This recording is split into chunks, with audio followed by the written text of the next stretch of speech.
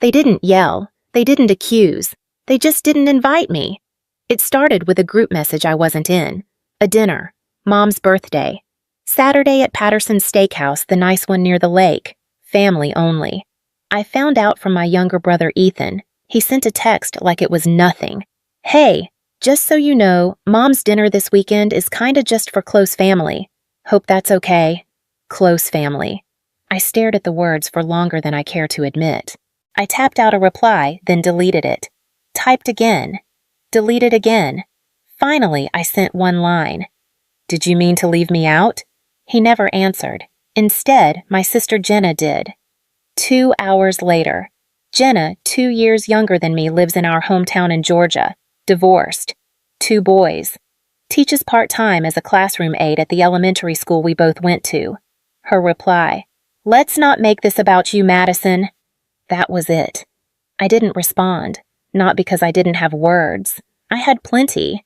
I just didn't see the point of using them on people who'd already decided I was too much, too far, too different. I am Madison Lane, 33. I co-founded CoreMap, a logistics tech firm based in Seattle. We build predictive routing systems to help cities and companies cut waste money fuel time.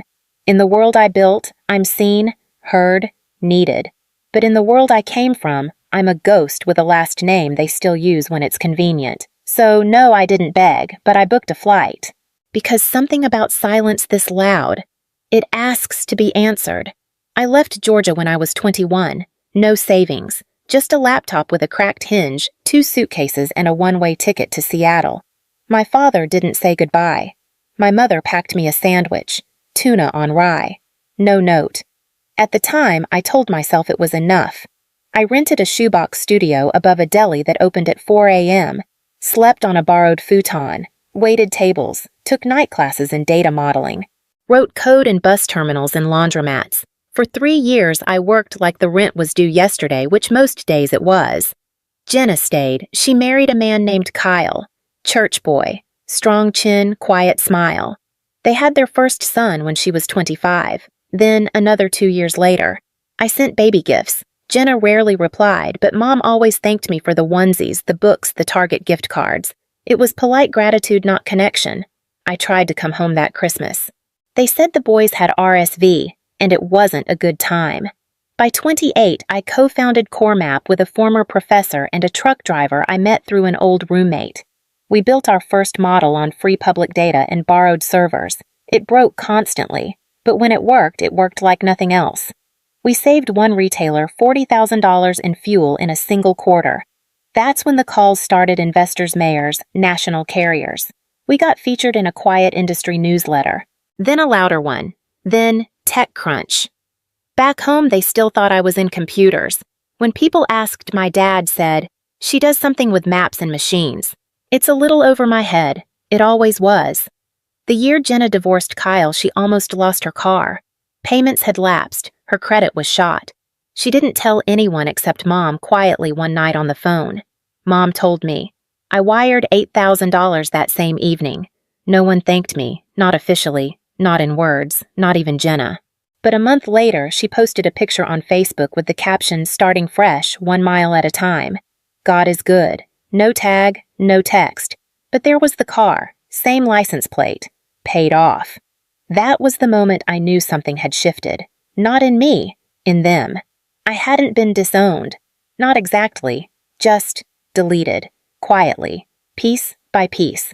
And the first hand to press delete had been the one I helped the most. Jenna. Monday morning came like most do: early, quiet, too much coffee. At CoreMap, we start the week with stand-ups at 6:45 a.m. No fluff. Just clarity. We operate lean even now. Especially now. After the meeting, Marla from HR caught me near the elevator. Your noon onboarding session has 5 new hires. One of them's from Georgia, actually. Nathan Wells. I paused. The name was familiar, but only faintly, like hearing a song you used to hum as a child but haven't thought of in decades. Then it clicked. Nathan, Jenna's boyfriend. The one who showed up in her holiday photos last year wearing flannel and a quiet smile. The one the family called solid, sweet, safe. Safe men are favored where I come from. Marla handed me the packet. He's junior data analytics, background in civil engineering, pivoted to systems modeling last year. I walked into the onboarding room 15 minutes later. 5 fresh faces, fresh haircuts, nervous posture. One of them flinched ever so slightly when I said, "Good morning." "I'm Madison Lane co-founder and COO. Welcome to CoreMap." "Nathan." His jaw tensed. His pen hovered in the air. He didn't say a word for the next 30 minutes. After the session, as the others filed out to meet with HR, he lingered. "Miss Lane, I mean Madison," he said. "Madison's fine. Unless you plan on making the onboarding difficult?" I said, almost smiling. He laughed, nervous, hands in pockets. I didn't realize it was you. Jenna never mentioned you ran the company. She doesn't mention me much at all." He nodded slowly. "I guess I didn't connect the dots." I waited. "Is it weird that I'm here?" he asked. "Working for you, I mean. Only if you make it weird." That seemed to lift a weight off his shoulders. "Okay. Cool. I mean, I really wanted this job. You all are doing amazing work." "Then focus on that," I said. "And you'll be fine." He smiled, genuine this time. Not performative. As he walked out, I felt something shift, not in him, in me. Someone from their world had stepped into mine, and for the first time, didn't look away. It was Thursday when the post went up. Jenna's Facebook, public, no tags. Just a photo of Mom smiling, wide cheeks pink, framed by gold balloons that read 60. The caption read, "Can't wait to celebrate this beautiful woman this Saturday. Family is everything." I stared at it longer than I meant to. There were 38 comments within an hour.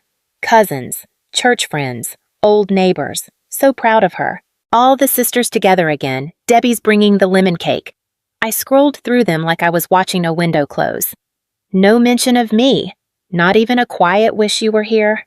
No one asked where the firstborn daughter was. I wasn't forgotten. I was erased. There's a difference. Forgetting is passive, accidental. But erasure takes intention. Silence sharp enough to cut. I closed the app, pushed the phone away, sat there for a while. The kind of stillness that feels heavier than noise. Then I stood up, walked to my closet, pulled out the navy suit, pressed it myself. I booked the flight that night, not out of spite, not to make a scene. I just needed them to see. Not a resume, not a headline. Me, not who they remember, who I actually became. They didn't ask me to come, but I wasn't going to let absence tell the story this time. Georgia smelled the same as it always had, like fresh lawn clippings, old pine, and air heavy with memory. I checked into a modest hotel just past the town limits. No frills, no chatter. Just a clean bed, a working lamp, and silence I didn't have to earn. I answered a few messages, steamed my suit, and placed the envelope on the nightstand.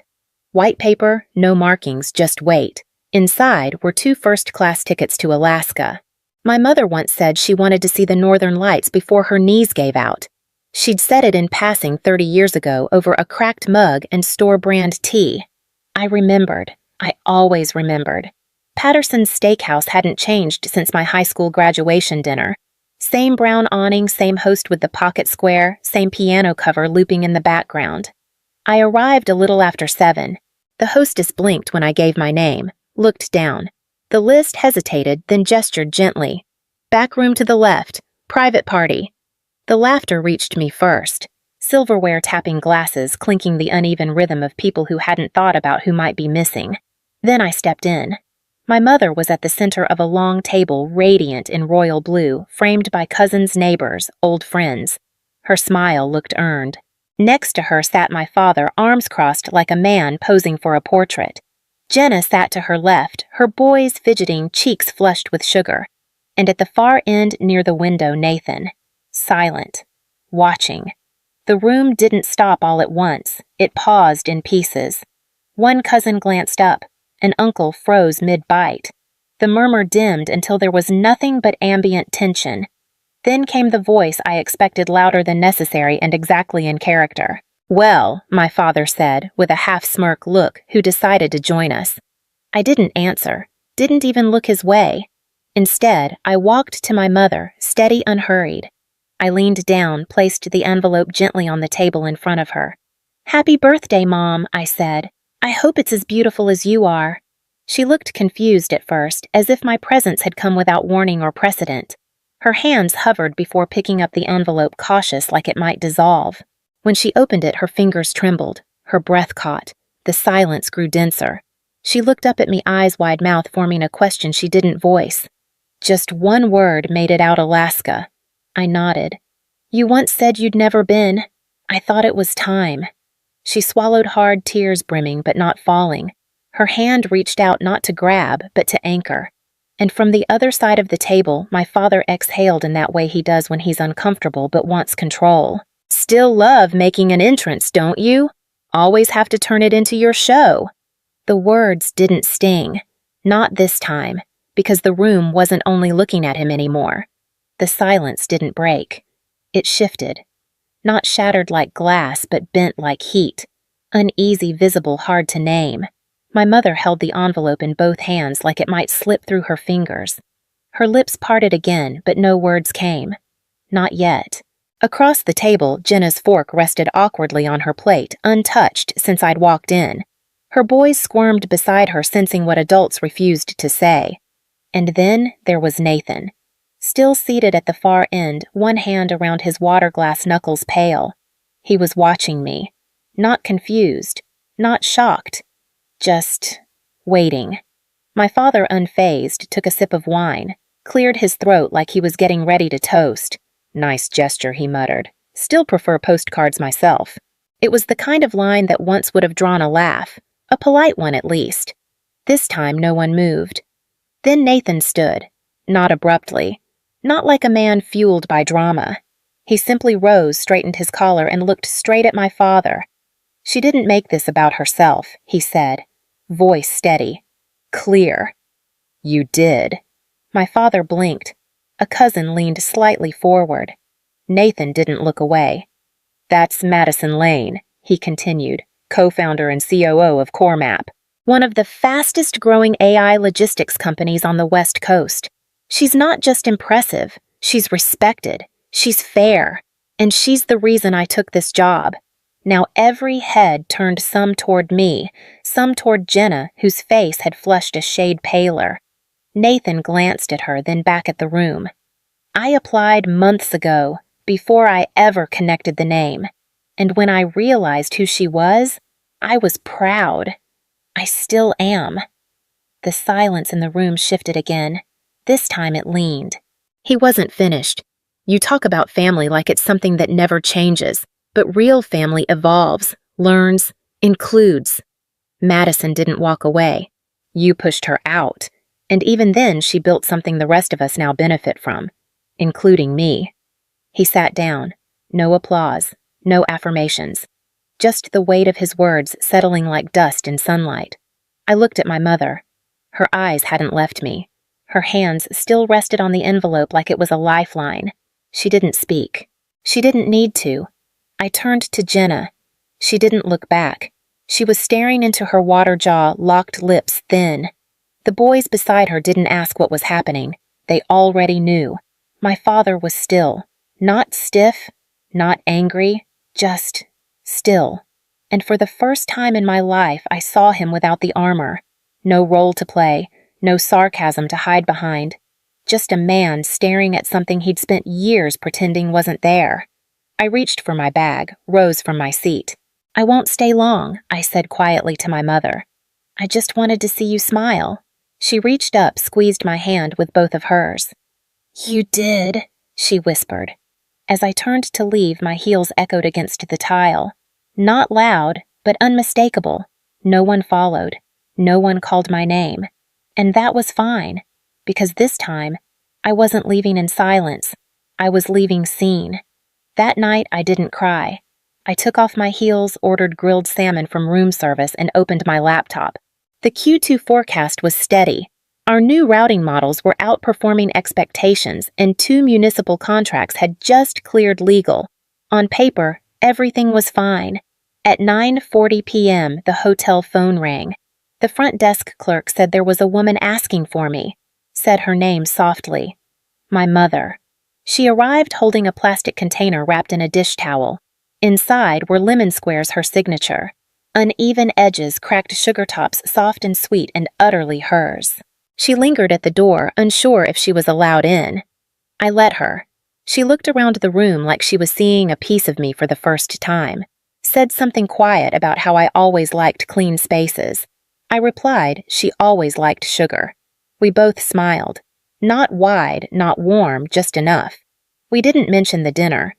Not yet. Instead, we talked about Alaska.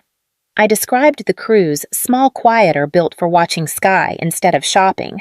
She asked more questions than I expected. About the company, my team, the work. She wasn't just filling space. She was trying. Eventually, her hands folded in her lap. Her voice dropped. She said she hadn't realized how much I'd been carrying all these years. I told her no one had asked. She nodded, not to argue, but to accept. Said they'd tried to keep me small because it made me easier to understand. She called that a mistake. I didn't rush to forgive, but I didn't push her away either. She asked if she could visit Seattle sometime. I said yes. 4 days later, my phone buzzed with Jenna's name. I hesitated, answered. She didn't waste time with pleasantries. Just said she wasn't sure why she called, or maybe she did. Nathan had told her everything. Not just what he said at the party, but how he described me afterward. How I carried myself, led, showed grace under fire. It shook her. She admitted she had never thought of me as someone strong, just someone stubborn. Said my leaving had always felt like abandonment. But now she wondered if it had been survival. I let her speak. I let the silence fill the space between her realizations. She told me she used to resent me for changing while she stayed still. It made her feel small. I told her she wasn't small, just still becoming. She exhaled like letting go of something she didn't know she was holding. Said Mom wanted to visit me, then added softly that maybe she did too. I said they were both welcome. Right before she hung up, her voice caught again. She told me she was proud of me. Not just for succeeding, but for never making her feel less, even when she had tried to make me feel invisible. When I returned to Seattle that Friday, the hotel had left an envelope for me at the front desk. No return address. Just my name in my father's handwriting firm, exact, unmistakable. Inside, a single page. He wrote that I turned out different than he expected. Maybe even better. Said he didn't know how to apologize for the ways he'd underestimated me. That perhaps he didn't deserve to. But Mom had told him I was building something real. He said he believed her. And then this, you always had that stubbornness. I mistook it for rebellion. Turns out it was vision. No signature, no warmth, but no denial. And for a man like him, maybe that was all he could give. Maybe that was enough.